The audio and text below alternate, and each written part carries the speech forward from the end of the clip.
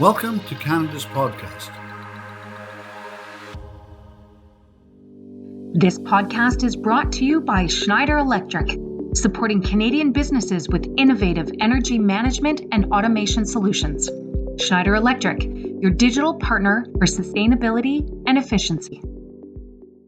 Hi, this is Angela Fay from Canada's podcast. This is podcast 2 with Mike and Euvie from futurethinkers.org.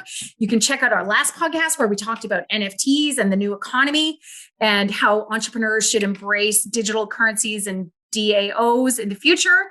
But today, I wanted to really get into some juicy details about a particular project that Mike and Euvie are spearheading.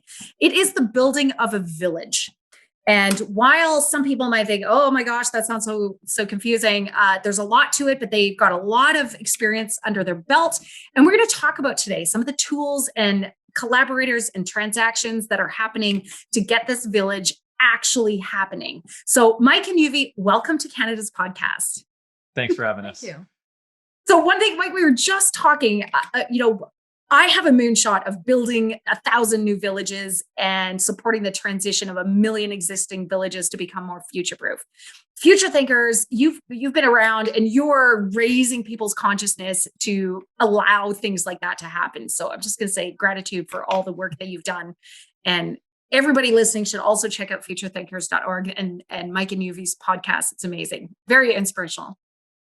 But one thing we were just talking about was whether it's talking to friends or talking to business clients, when you ask them how do they imagine their future? If they waved a magic wand, what would it look like?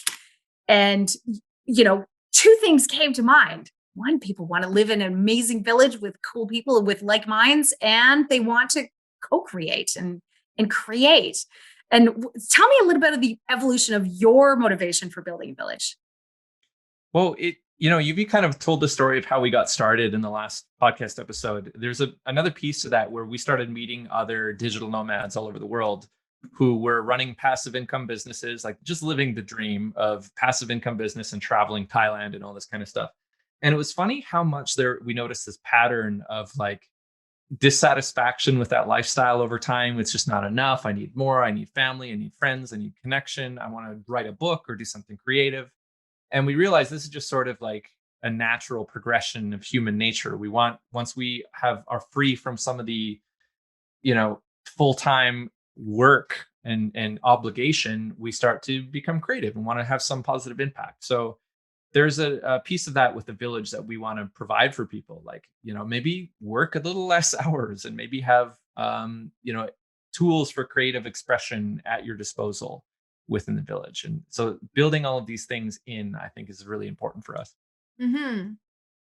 Yeah.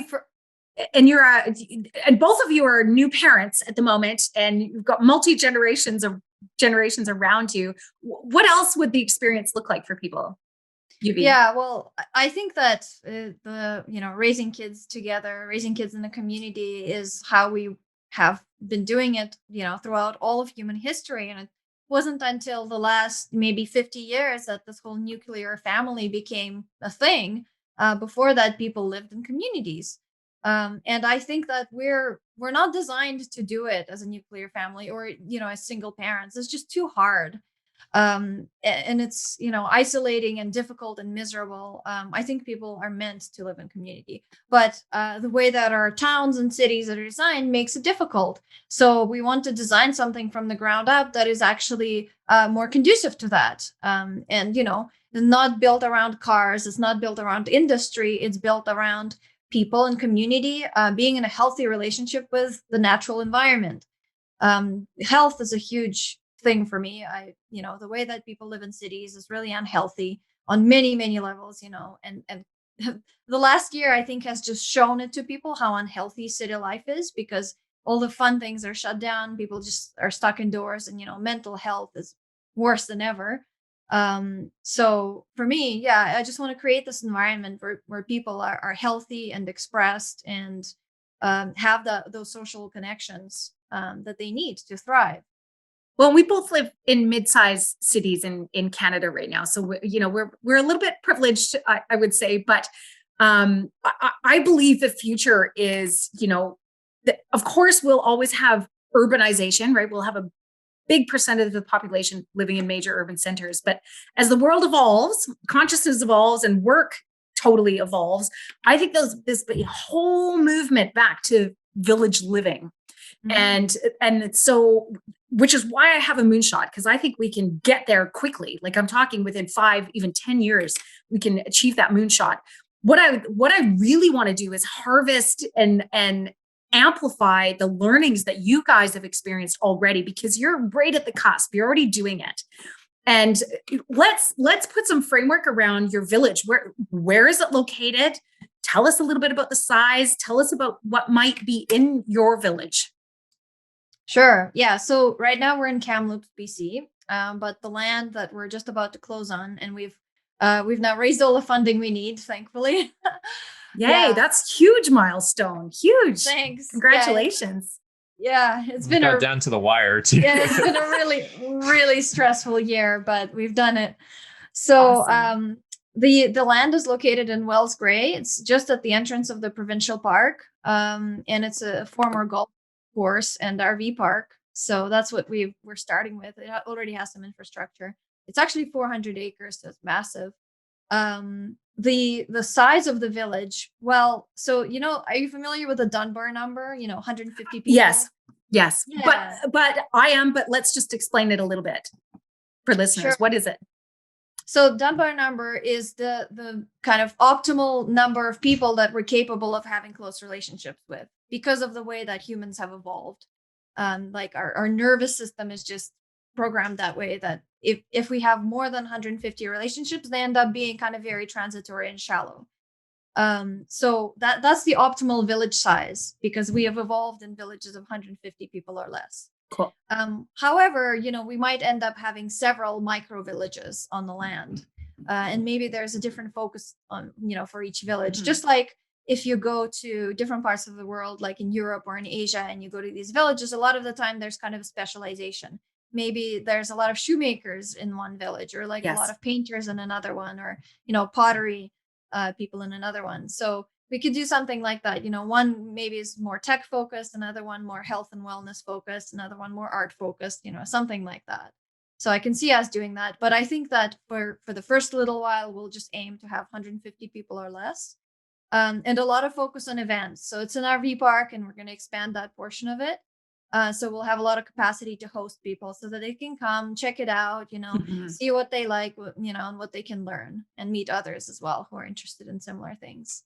Well, and I think we share the sort of vision of villages will always have a residential component, and then the ability to house visitors, whether they're coming for leisure or whether they're coming to actually work on a project, right? That might be driven by the community to say, we're going to produce something and we need collaborators come on from around the globe or around the country and stay with us. We've got temporary accommodation, or bring your RV, things like that, which I think are very exciting.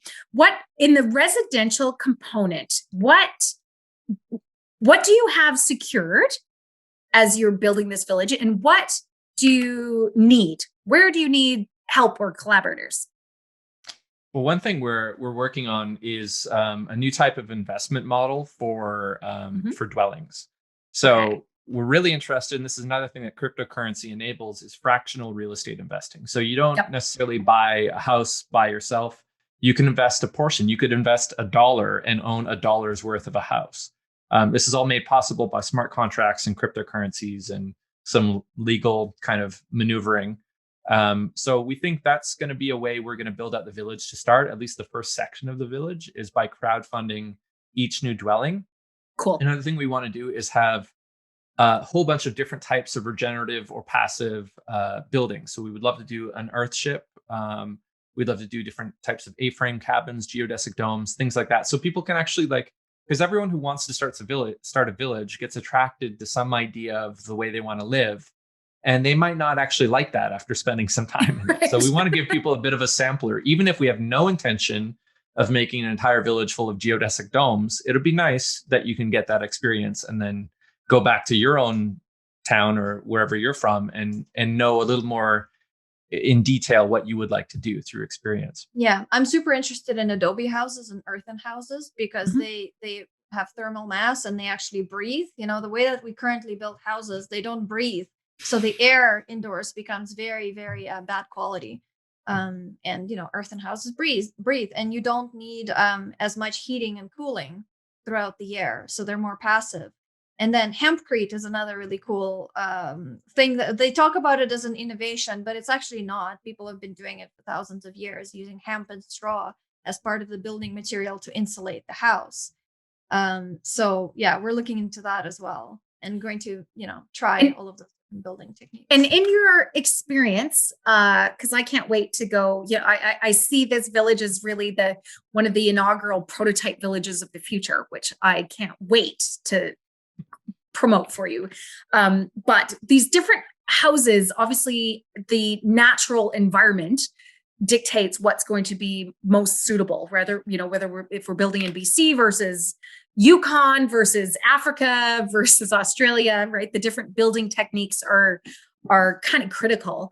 But in your village in particular, have you found enough suppliers of the different building techniques that you've talked about that can actually help build? So a lot of these building techniques, actually, you can use materials from the land. And as much as possible, we'd like to do that, because I think that, first of all, the way that we have supply chains right now, where materials are shipped from across the world, it's not very sustainable, and would like to avoid that if possible. And secondly, some of the conventional building techniques that we have now, they just don't produce very high quality houses. So we're going to invite sort of teachers in those building techniques, and a lot of them, have existed for thousands of years. So they're not new. They've been tested with time, and they're adobe houses standing for 500 to 1,000 years in other parts of the world. Wow. Yeah. Fantastic. Well, and that's some of the kind of criteria, right, of looking at more earth-friendly models is we came from sort of a capitalist, industrialist, mass production, last couple of 100 years, whereas the next evolution, I think longevity and low maintenance and, different criteria are being built into how we want to live, right? I remember I lived in Australia, and I remember a friend coming over and asking, what's on your roof there in Canada? I said, well, there's shingles, and we have to replace our roof like every 10 years. And he was blown away. He'd never seen anything like it. So what we are used to is really just habit and social constructs and norms. And I love what you seem to be doing, or introducing or bringing back, revitalizing actually something that has historical value, that has that longevity built in. So I think that's amazing. So speaking of, I just want to ask a question. How did you raise the funds to buy this land? How did that happen? It's a combination. And, we've tried from the beginning to do everything as replicable as possible. And we keep discovering like this is sort of unique and weird. So we've transitioned into being more like, we're going to make a lab and we're going to test things and try things out. Because the podcast fed the first number of investments. We just put it out there. If you've been listening to the show, you want to support us, and you've got some extra money, then you can invest, and we'll give you equity in the company. And so we raised about half the amount that we needed that way. And then we were thinking like, do we want to raise more through equity, or do we want to try something innovative? And we were in the cryptocurrency industry, and we thought, cryptocurrency is just on the cusp of being a little too difficult if we were to make our own token. And we've got to program it, and we've got to hire developers, which in this industry are so expensive. And then suddenly the NFT craze took off. And what the NFTs have done that people don't realize is they've granted the tools for currency creation to anybody. So you don't need to know any bit of coding or programming. You can just make your token, make your supply, set your price, sell it, and that's it. You can do this in like less than 5 minutes. I did a bunch of our tokens in like 30 seconds. So it's super easy, and all the tools are right there. Yeah. So we decided, let's make a NFT. It's kind of not really an NFT because there's, a supply of 10,000 of some of them. So it is fungible, but the tools, the software is there. So Euvie, you were going to add something? Yeah, just for those who maybe hadn't listened to the previous episode where we talked about non-fungible and fungible tokens. So there's kind of a difference there. And non-fungible tokens are unique objects on the blockchain, and fungible tokens are interchangeable. Like, a dollar is the same as another dollar. And so there's a huge difference there, and right now the Canadian government kind of sees them all as in one bucket. Right. But I hope that with time they begin to recognize that they're actually completely separate things.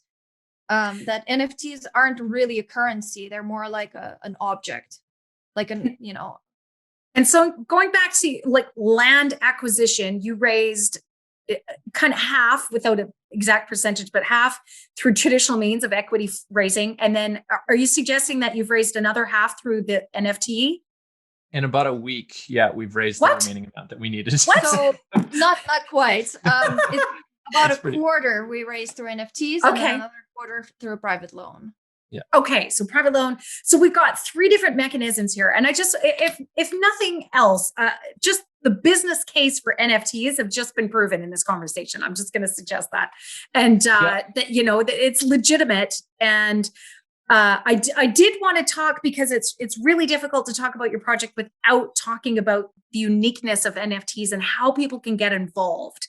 But that's part of the goal for me is I'd like to learn from you on building this village. I'd like to somehow enroll the Canadian and some global collaborators and buyers of your NFTs to make this happen fast, because I just think we need to scale this, right? And I guess my next question of you, do you think the concept is scalable, or what would you be able to provide to other people as advice to build their own village? Well, the NFT question is kind of a separate thing. Like we've got a bunch of innovations and kind of added functionality to it, and there's pieces that plug into the village. But we've learned quite a lot about NFTs as we've been going, and even now after we've launched, we've learned a lot that we want to implement eventually into our existing NFTs. So you have to look at NFTs and understand why people are buying them. They're like the closest comparison you could make is like baseball cards or sports trading cards. There's a unique, rare item, and it's a piece of art that represents something to you and maybe has meaning. If you're a big baseball fan, it's valuable to you. But there are also communities of people out there that share that same perception of it.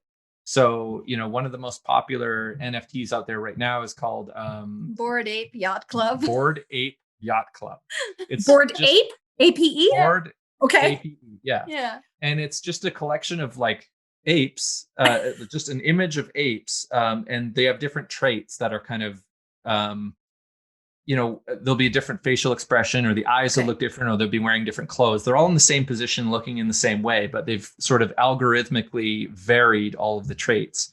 And certain traits are more unique and rare than other traits. And this silly NFT campaign has absolutely exploded. And people are trading them and treating it like they're investing into a currency. It's like, oh, I bought in at 1 Ether and now it's worth 4. And what's the ceiling? What's the floor of this? And they're really taking like a currency and standard investment model and applying it to this art piece. And they can do that because of what the cryptocurrency like functionality has allowed for, this liquidity, this marketplace thing. At Schneider Electric, we empower Canadian businesses to utilize energy and resources efficiently. Schneider Electric, the future of energy.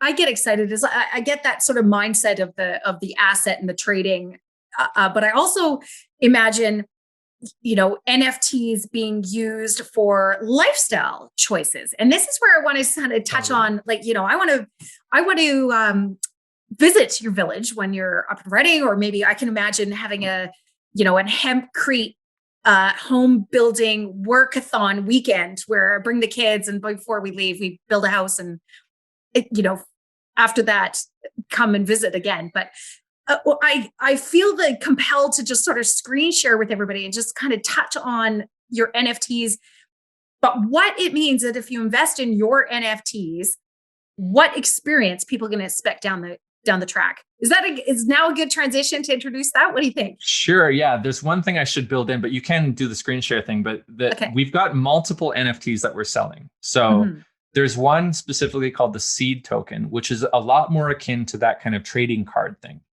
Now, the thing is, when someone buys an NFT from us, we've got their wallet address forever. Right. And we can always tell which wallet address, even if they trade it, we can tell everyone all at once who possesses one of our seed tokens.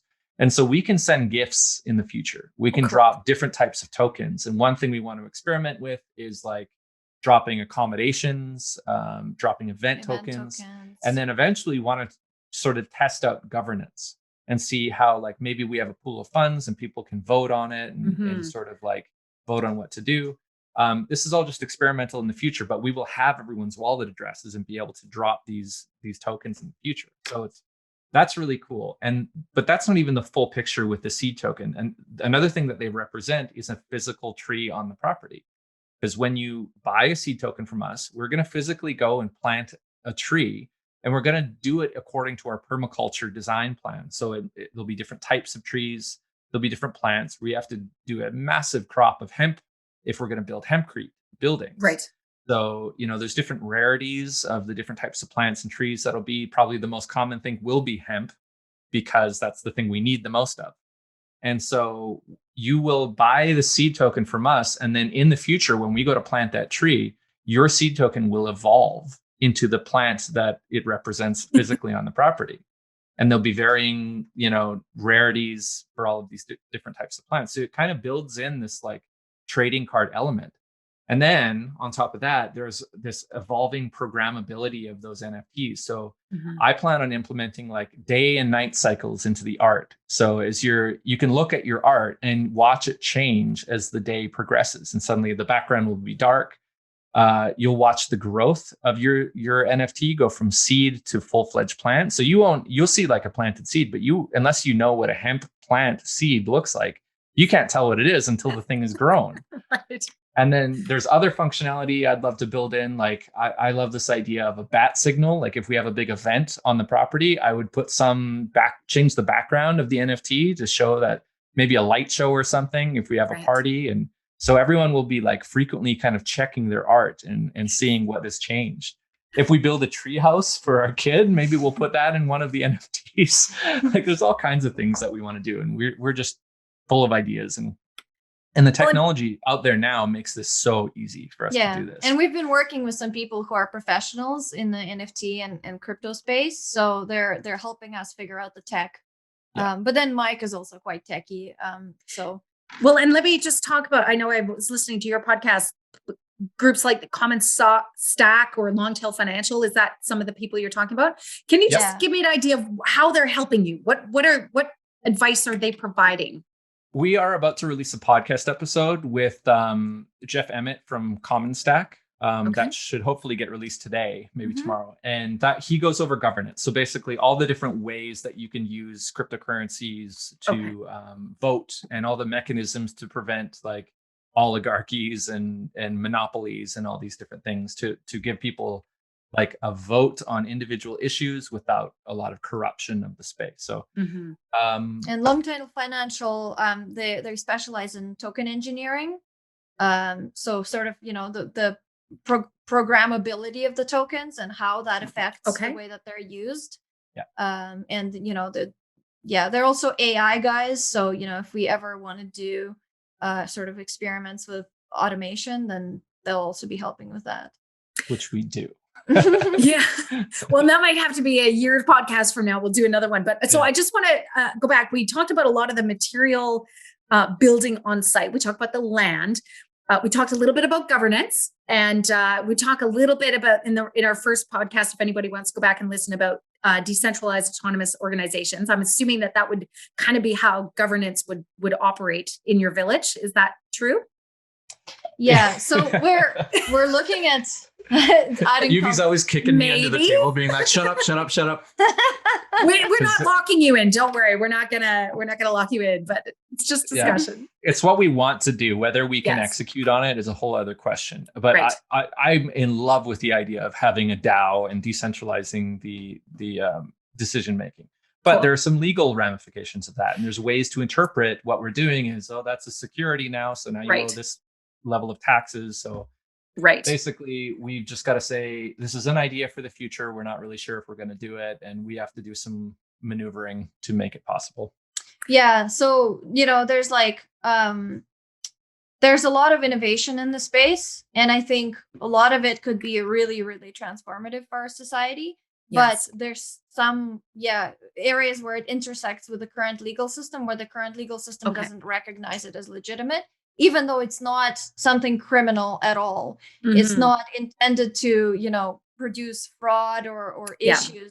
But it's just like the people who are making the laws just aren't up to speed with the technology. So it's going to take some time for it to get adopted. But I hope that, in a few years that'll happen. And So- maybe let's a wave of magic wand goal is enable an ISO, an international standard, or some early adopter legal systems to sort of pave the way for this to happen quickly would be very cool. One thing I wanted to talk about was food. What's your plan for food and healthcare? And those two things are kind of converge in your village. What would it look like? Yeah. So for food, my vision is very bioregional. So, right now we ship a lot of food from across the world because we're spoiled and we want strawberries in February. Yes. And I think we need to switch to a more bioregional diet that is more in line with the cycles of nature Mhm. and the things that are available in different seasons. And yeah, we can certainly do season extension with greenhouses, and not the kind of greenhouses that you see on farms now that are completely artificial.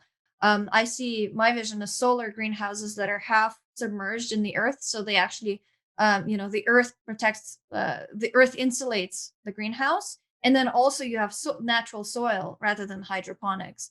And so the plants grow in a natural environment, and the roof is, slanted and glass so that you get, and it's positioned in the right way that captures sunlight. And then you can incorporate aquaponics, which, you have fish in a pond, and then it cycles the nutrients, and, fish poop fertilize the ground.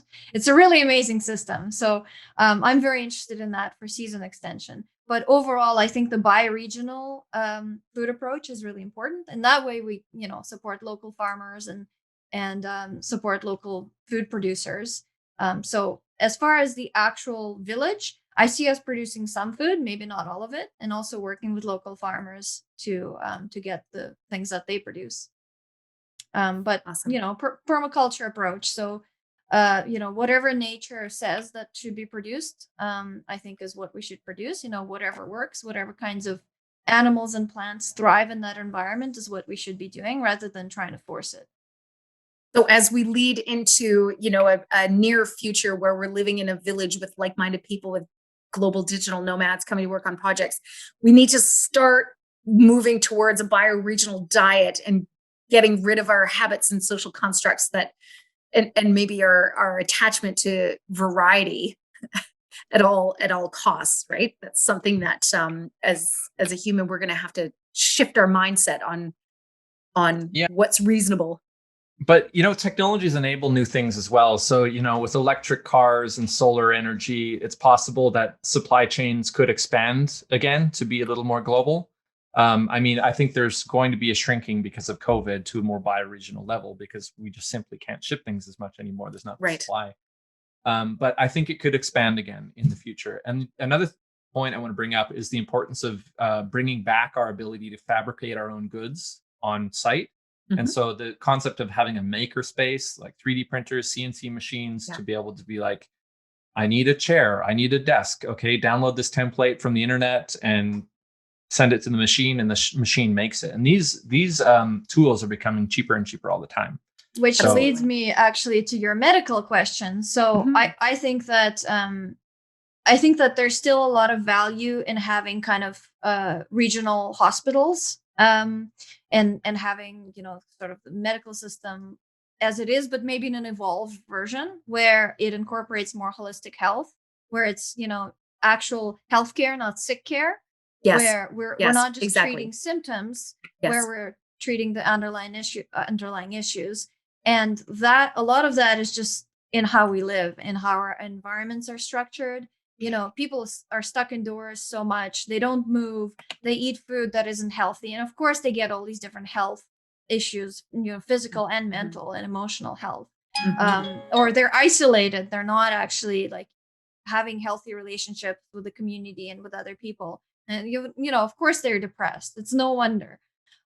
So I see just the way that the village is structured as, solving a lot of those kind of underlying health issues, and the food that we eat, obviously, if the food is local and in season, because that's important. Like when the food is out of season, they have to coat it with all sorts of stuff or like spray it with things to keep it fresh. But when it's in season and when it's local, you don't need to do that. It's so true. Yeah. So you don't need to use all these chemicals.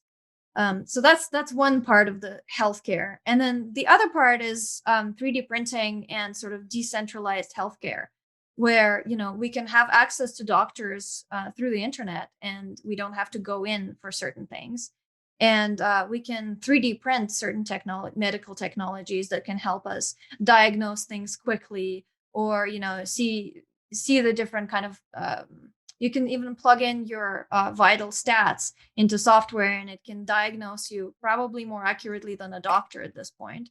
So I see us using a combination of this kind of super natural, holistic approach and very high tech.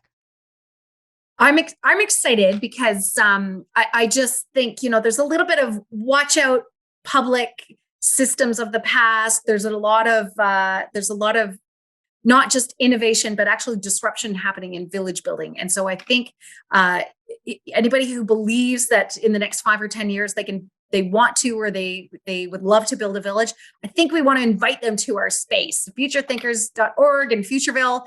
But in post podcast, I'd love to sort of communicate how people can get a hold of you post podcast.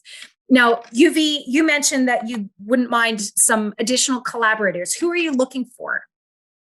I think at this point, any professionals that have experience or knowledge in natural building would be super useful for us, especially people who bridge the sort of conventional way of doing things and the natural building. So, for example, architects who are professional architects, but they also have experience in natural building, or planners who've had experience getting permits for alternative buildings. That sort of thing would be super useful at this stage. And how can they connect with you? What's the actual project or what's the best way to communicate with you on that? They can connect with us through futurethinkers.org. That's our website. They can check out our vision for the village at futurethinkers.org/village. Just get in touch with us and tell us what your experiences has been and what you're all about. And if you're in BC, even better. Email would be contact@futurethinkers.org. Mm-hmm. Okay, awesome. Now, Mike, we're going to touch in. I'm going to share my screen because as a consumer, either a resident or visitor to the Future Thinkers Village, your NFTs are a mechanism that we can sort of tap in to. I'm imagining it as a futures option, right? That if we could buy an NFT now. I'm just going to share my screen, and if you want to talk us through if this is a great mechanism for people to get involved. This is what I discovered when I was looking up what are your current NFTs. Do you want to just talk us through that a little bit, Mike? Sure. So there are four levels to the NFTs. There's the kind of basic level that allow anyone to jump in. And then there are the like bronze, silver, gold, and diamond level, this is just us throwing it out there. If someone wants to buy it, they can buy it. But the price is absurd on the higher level ones. And people actually have bought them, though. It's kind of crazy. Mm-hmm. And so those are the seed tokens. The art that you see, I actually designed myself. And I just bought a drone to survey the land. And so the footage you see of the forest and the creek running through is actually on the property. Cool. And then if you look at the little A-frame cabin right in the center of the image, that's one of the favorite types of dwellings of mine. I want to build an A-frame that has that exact. You know what? You should do that and donate half the money to homeless shelters. Interesting. We're not sure exactly. I don't even think we've sold any of those yet, but I don't think it's up for sale yet. We're just focusing on the seed right now. Yeah. So we've got this idea of like supporting different causes, or, when it comes to the DAO in the future, it'd be nice to have an NFT that was like funding the first stage of the DAO. So maybe we'll do that through the tarp on a stick. It'll just be kind of like, we'll play around with the money generated from that. And so just for clarification, so if I was to buy one of your NFTs here as seed, what does that entitle me to when it comes to engagement with the village? Sure. So the way that we're seeing this is like a membership access key, or like a membership card, which gives you access to the digital ecosystem. So it doesn't necessarily give you the right to live at the village, but it does give you the access. You become a member. Right. Which means that you can get access to different kinds of groups where, like, if you want to collaborate on projects at the village, you would need to have one of these membership cards. Right. Or if you wanted to attend certain events that are members only, you would need it. It also gives you access to a digital group in our community online.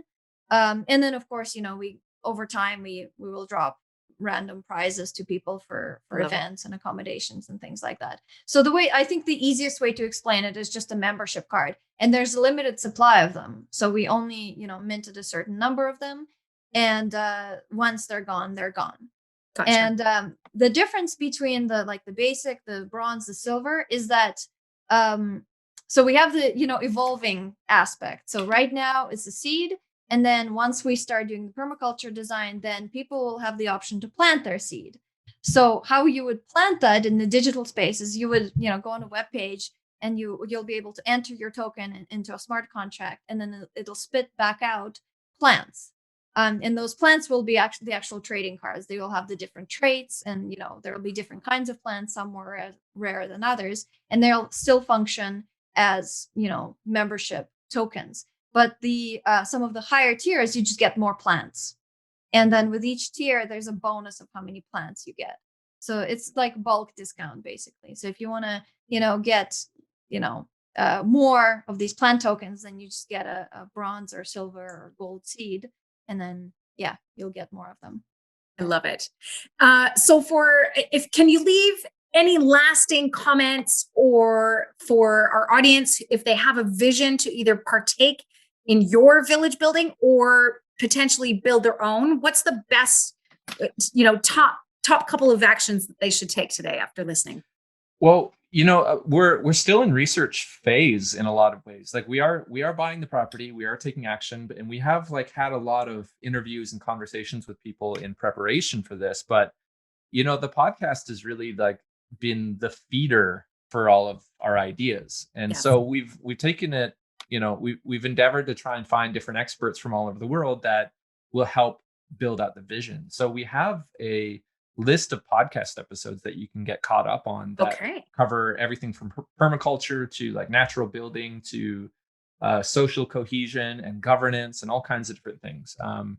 And so basically just catching up on the podcast episode there, you can probably go to /regenerate, I think.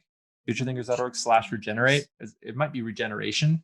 And then it's basically a podcast category of all the people we've interviewed to do with earth regeneration. Awesome. That's fantastic.